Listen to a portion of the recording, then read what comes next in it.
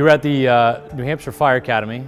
There is where we did our annual live aircraft firefighting, both in the SAFT, which is a mock-up of an aircraft where we actually go inside to fight fire, and then also the aircraft trainer where we do turret operations with the crash trucks.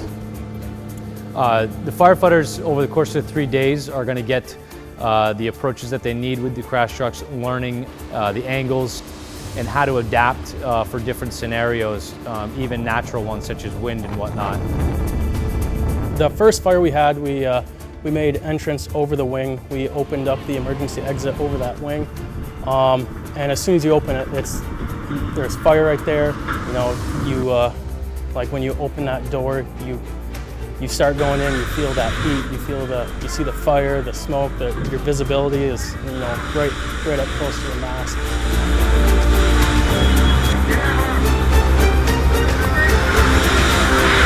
And that's all part of the rush.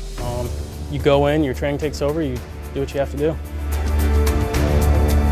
They're doing fantastic. It's neat because here we get to, again, you know, focus on the techniques of proper positioning and stuff. It's dynamic in how it plays out with the actual live fire. And it's a great opportunity for us because here at the Vermont Air National Guard Fire Department, we are the fire protection not only for the Air Guard base, but for the Burlington National Airport as well.